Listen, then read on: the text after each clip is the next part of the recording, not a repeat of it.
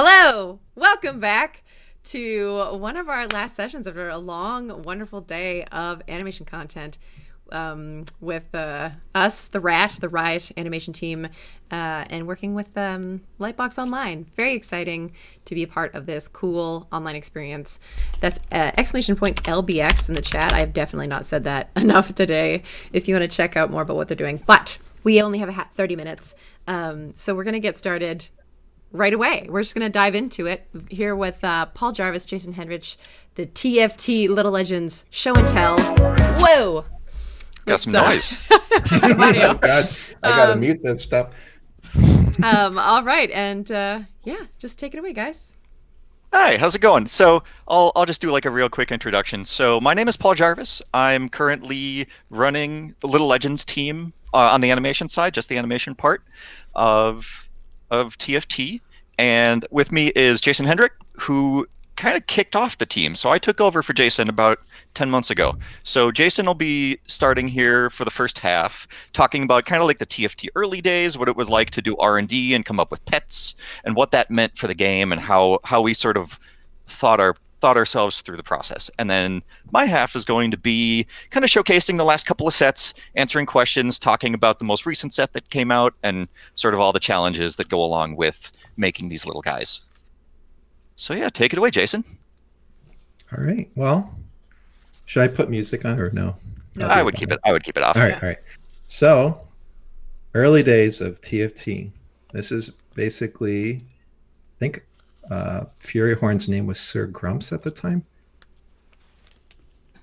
I always felt it was important to make sure that Sir Grumps actually wasn't grumpy, just looked grumpy. But yeah, this is it's very cute, grumpy. Yeah, cute grumpy. Him untextured. This was like real early, and it's interesting how much of this actually carried through to the final animations too.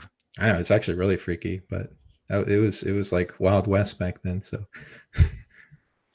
It's almost like you guys were still talented, even at the beginning of a project. It's so crazy. No. It's freaky. It's freaky. It's like, oh my God. And then when we were trying to figure out some things, like I guess I could cover, let's cover the camera. All right. So this was like crazy early TFT where originally we had a moving camera. And one of the problems is that it's pretty cool, but it kind of gives you a sense that like you're feeling like seasick from looking barfy, at it. Yeah, a little barfy. Yeah, a little barfy. Yeah. So decided to fade to black, and that was something that I think worked pretty well. Super simple. Like on tech wise, it's really light, and didn't have any crazy VFX or objects or assets, and seemed to work pretty well. Let's go quickly into display. One of the ideas in early TFT is that for the player to help kind of like have a bit more familiarity with the little legend, one of the solutions was to actually have like the little legend have direct control over the battlefield, so to speak. So like in this case, we have, was it Moldiver, I think is his name, official name? Mm-hmm. Placing units, and this was basically my pitch that I threw together to kind of help showcase that. So Moldiver was just like placing a bunch of goofy Garens, doing a little jig. How far into production was this? Like, was this at the very beginning of the project? This was like at the very beginning. At very beginning of like when the Little Legends were implemented. So like the game was kind of like already somewhat underway to the point where having Little Legends in it was like a good idea, and more or less this was just kind of like helping give them more importance to the game, because without these moments, without things like them picking up units, dropping off units, placing units, getting bigger, getting smaller, it's like you don't really have a connection to them. You're basically just playing a chessboard. Like the connection is direct to you instead of through them. Let's see, what's the companion ideation? Oh yeah, and this was like one where it kind of showcased like, yeah, this is like picking up a unit, and then now there's like rotational, you having like more control over what they're doing, more emotional beats of like, oh hey, they're actually doing stuff and doing things when I do things. And if I'm not mistaken, aren't your backgrounds in these situations, you've just like screen recorded the background, but you comp these in after the fact, or is this actually hooked up in game? That's another good point. I forgot to mention this. All of these videos, like none of them are in game. This is just me kind of faking gameplay because the amount of time and effort to get them like working in game, having the programming to work and all that, it's just the amount of time taken to do that isn't worth the exploration. Like you need to more or less, we needed to know pretty much quickly and efficiently, like, should we put this in? And kind of faking it to so it resembles gameplay like outside a game is a lot faster, a lot more like you can do more iterations to it. And when you get buy off, then you can actually put in game, and that way they kind of like have like a shining star of where to go, because you know it's right there. Nice. Yeah. What was it like making the first couple of sets? Like what kind of challenges did you guys have early on?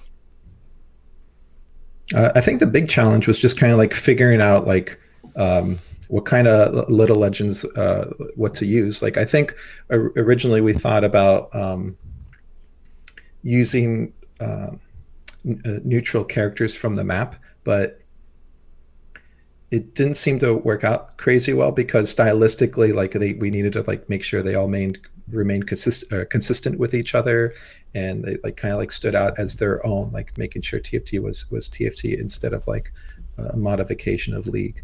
Nice. Oh, his hat, a little mask fell off.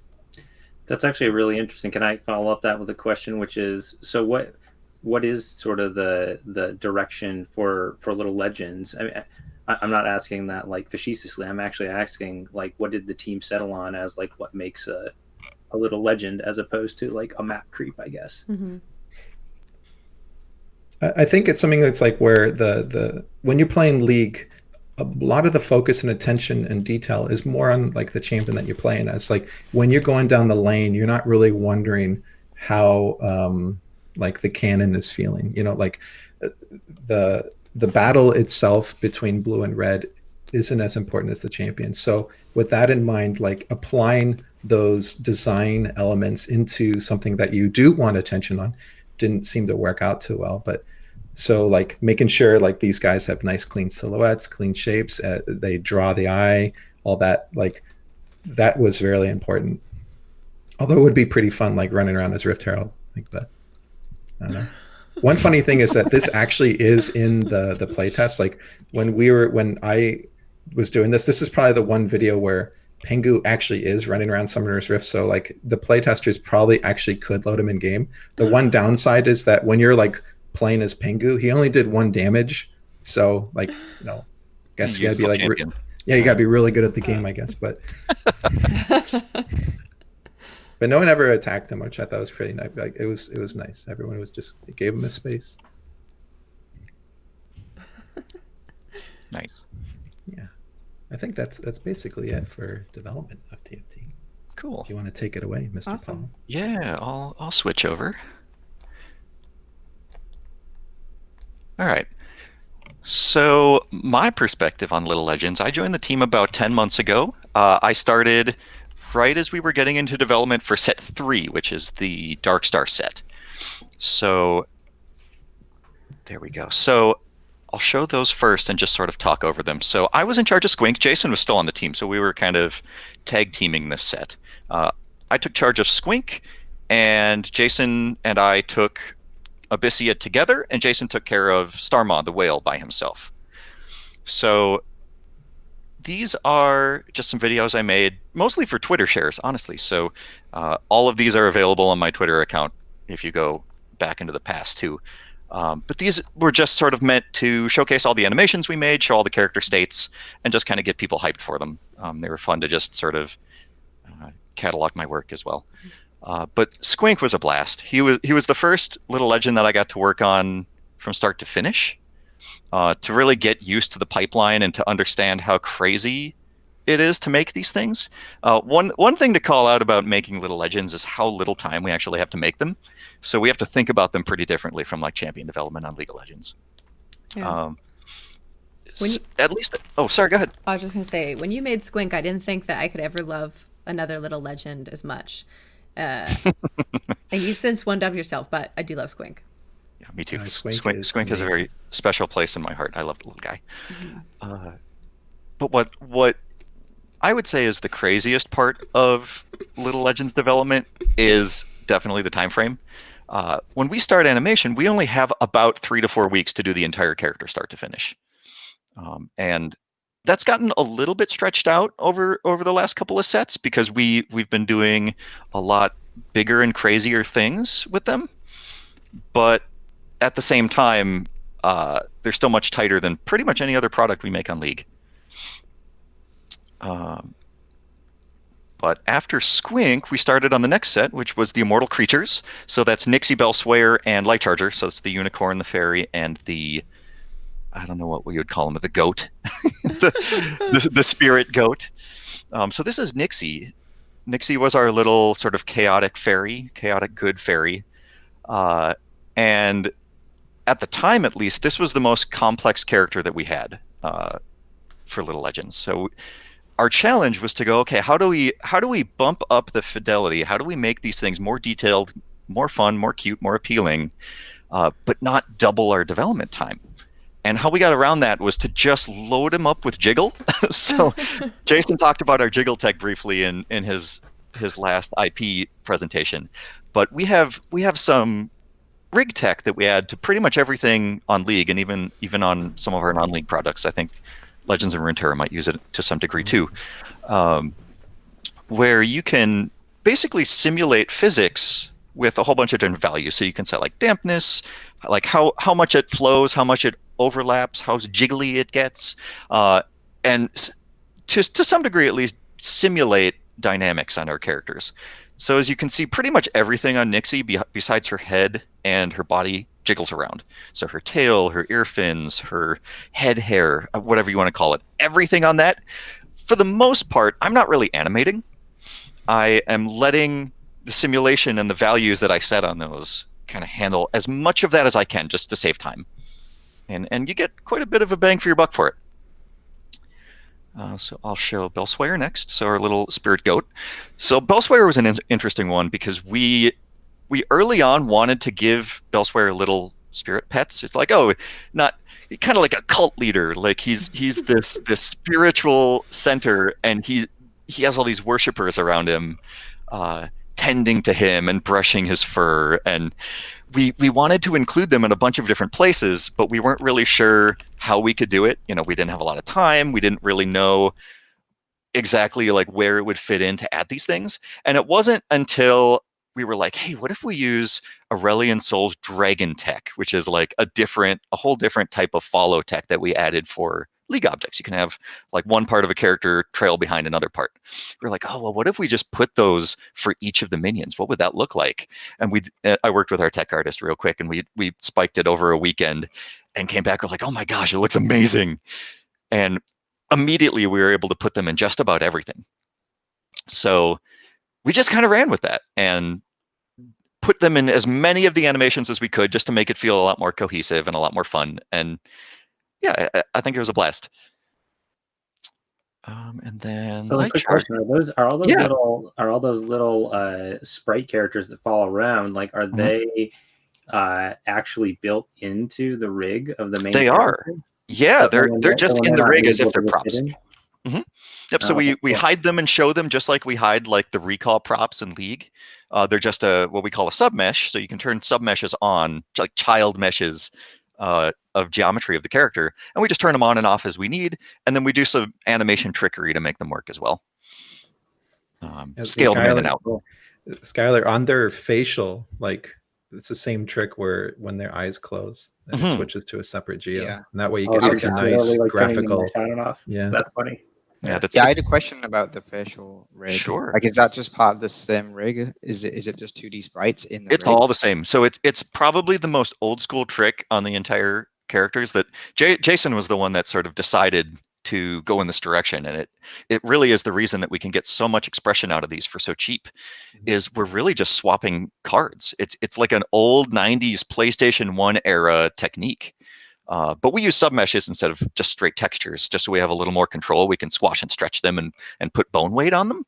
Yeah. but we can put as many expressions onto the characters as we need for animation, and you just bake them right into the character and swap them out on the fly as you need. It's really elegant, really simple. The technique to actually set them up is a little bit tricky, but Jason and myself were always the ones to do it, so no one else really had to take on that task because we both kind of knew how to do it. Yeah, that load is probably the worst part, but tech-wise, it's pretty light. It's super, yeah, it's super lightweight. We didn't have to worry about perf. Like it was great. Such a great solution. So then let's see, we got about 10 minutes left. I'm going to go into the people want. Yeah, give them what they want. Bring on the chunk. Yes. Maybe I'll do chunk last. No, I'll start with chunk. So in the current set, which is currently on PB, it's not even released yet. I think they release in a week, next Tuesday, I believe. So they're close. They're almost out.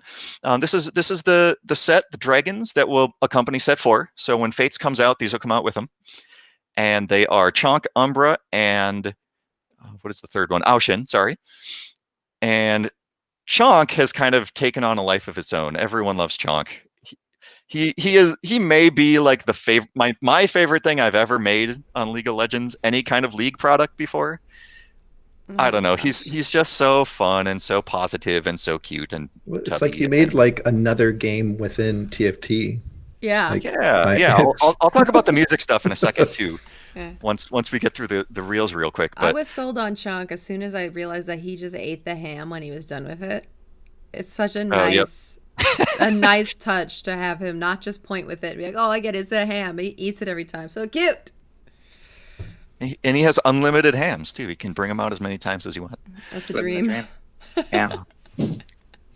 But yeah, as far as challenges on Chonk went, it really came down to getting his tail feeling right, getting his tummy jiggle just the right value so it felt physical. Because it's really easy to go too far, and then it's like the old PlayStation 2 body physics jokes where everything is just moving all the time and jiggling all the time, and you lose a lot of personality when it's that way. So I had to watch it very closely and change it almost animation to animation to get the results that felt nice and appealing and felt tight but jiggly, and didn't go too nuts.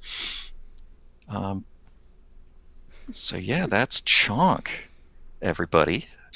Going to Aushin next. So Aushin, unfortunately, he's not here right now. He's on leave at the moment. But Daniel Zettel, who's a skins animator, came in and did Aushin for us. He did like 95%, like almost the entire character. I think I did one emote and then some polish on him here.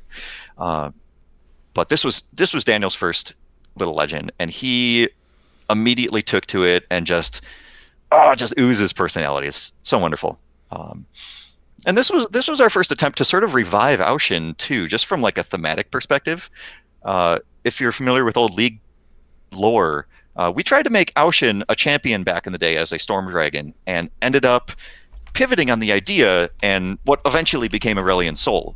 But with this amazing Storm Dragon concept sort of sitting in the wings, we're like, what are we going to do with this? Aushin's amazing. We can't release him alongside Aushin as a champion because we already have that. So we took that opportunity to make just a little version of him, but then also bring Big Aushin in too, to say like, hey, by the way, he's still alive in our hearts. We also just announced that will actually be a skin for Aurelion Sol in an upcoming patch too. So the Aushin dream is real in 2 different ways now. You get big and small. But Aushin is great. He's our little storm dragon. We decided to make him float out of the 3 to sort of set him apart visually. We started with him on the ground. We're like, oh, he looks and feels too much like Umbra. So pulled him up into the air. We're like, okay, he's a cloud dragon. It makes sense. He's got kind of an Eastern dragon influence too, so that seemed to just make sense. I love that little shrug. So we've got a question from Dyrus, aka Tupac, sorry. Do you guys have concept artists working with you guys on the Little Legends? We do. So we have a number of them, actually. So we have one in-house, David Coe, who was directly responsible for a lot of the Dark Star stuff. He worked really closely for all the Immortal Creature ones, and he personally designed Umbra as well on this 3rd set, as well as provided a ton of feedback for the rest. But we also work with an extended studio in Shanghai through Ride Hong Kong.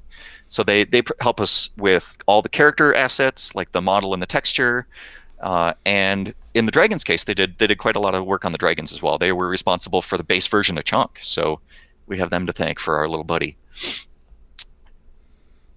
Which one am I missing? I'm missing Umbra. Where is... There he is. Last one. Oh, yeah. Umbra, where are you at? It's the bottom right. So Or the this bottom is middle. this is Umbra. Umbra is our little moody dragon. So she's sort of the most Edgelord. animalistic edgelord of the three. She crawls when she walks. She squeaks. She doesn't really have any sort of like human personality. We just wanted her to be like the most dragony dragon of the three. But still cute at the same time. She's a whelpling, you know, a little tiny baby dragon at the same time. So a little bit of a Napoleon complex too.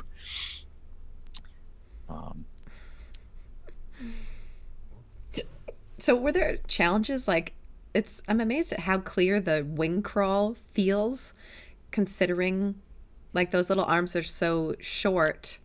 Like, what were the Yeah. challenges with having sort of those really like tiny limbs with like big splayed out sides to them, specifically from that top down angle? You made that really clear. That was a challenge for sure. Umbra has the stubbiest body of the three. Like, there's almost no body there. The head is bigger than her entire torso. Mm-hmm. So we did a lot of body stretching, like arm stretching. We did a lot of manual kind of positioning of the wings, and then tried to get Jiggle to take over to sort of sell the sway of the character. Because if we didn't have those elements, you wouldn't be able to really see anything. We had to sort of lean on that. Be like, well, we have to sell this in the wings and the tail because there's not a whole lot else there. Like, you can barely see their arms underneath the head as they move around unless you stretch them out. So that the challenge was just to get the different body parts reading. A very odd body type for sure. So that leads me to my last thing, which is kind of the star of the show. This was sort of my pet project for Dragons. Is music going to work? It should. Are you sharing a Chrome tab? I am, but I don't think audio seems to be playing. That's a disappointment. I can open it up, dog. Do you want to take care of it? Yeah, that would be great. Yeah. Because music's important here. So for the Dragons, and even before Dragons, I tried so hard to worm this into previous sets. I'm a big fan of musical everything. Like, I play rhythm games, and I come from a very musical family. So I like to put music to animations whenever possible because it just feels good. It's just, I don't know, it's a very universally appealing thing. I always love it when that stuff pops up in games. So I finally had my chance on Dragons, and I kind of, in a way, I sort of forced it through to our sound designer's chagrin. But I composed a little piece one weekend, and then I sneakily did some animation to it to pitch it to the team. I didn't even tell them what was coming. And then Monday morning comes, and I drop it down, and they're like, "Oh my God, this is so good. We have to do this." So like immediate buy-in. And from there, it was just sort of figuring out what the details were going to be. It's like, okay, well, what instrument are they each going to play? What's it all going to sound like? What are the technical needs to make something like music work in like a network setting? Like, how do you sync things up between characters?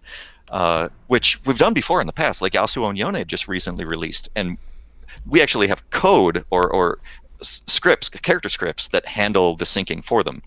And we didn't know that existed when we made these little legends. So maybe in the future we'll be able to add that feature in. But for now, at least, we have the ability to. Oh, you can't see that I'm sharing it. Oh no! I'm going to take your presentation. You can take it. Oh, here, I'll end. But I'm not presenting a Chrome tab, so it's not going to play smoothly for you, but it's going to play smoothly for everybody else. Perfect. Bump this volume. I'm not hearing it either. Oh, that's because it's a screen. Is it? Oh, so everybody can hear it. They can hear it. Perfect. Okay. So once I had all that stuff figured out, it just came down to a matter of like, well, okay, how long do they need to be? What's going to make this really appealing? What's it like to play each piece by themselves? How do they sound together? What if there's only two of them? Like, there's a million different things that had to run through my head to make this thing work without tech. We were like, okay, we only have like animation tech. How do we do this with just animation and just sound? And in the end, you can't see that in this video because I added it after the video was created. There will be little visual rings that you can see in the game that if someone else is playing an emote, like in Carousel, and you want to sync up and play music with them, just look for the ring, kind of treat it like a music game.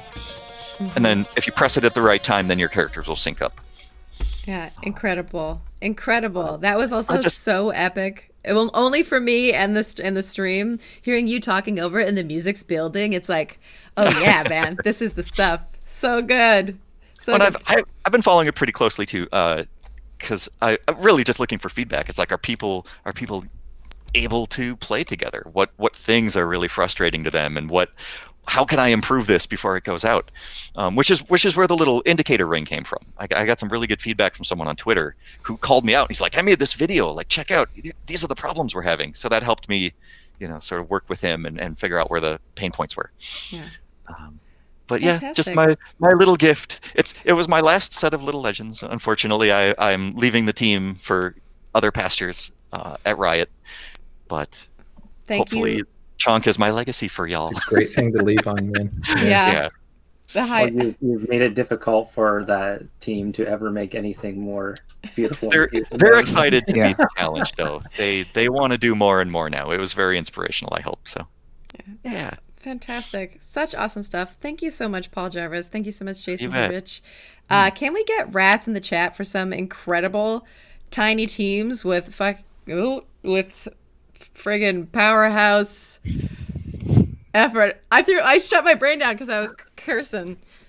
With lots of good work, unrelated to the curses. Rats in the chat. Thank you so much. Wow. Amazing. We have only 2 more sessions left today here in the Rat Animation and Lightbox Expo Online live stream. Coming up next, we've got some Legends of Runeterra, some incredible stuff coming down the line. Different vibe, totally different than anything else that we've looked at today. If you haven't played Legends of Runeterra, shame on you. But if you like art, you're in for a treat. Thanks, Paul. Thanks, Jason. Thanks, Adam and Skylar for hanging out with us. Yeah. And we'll Thanks, we'll everybody.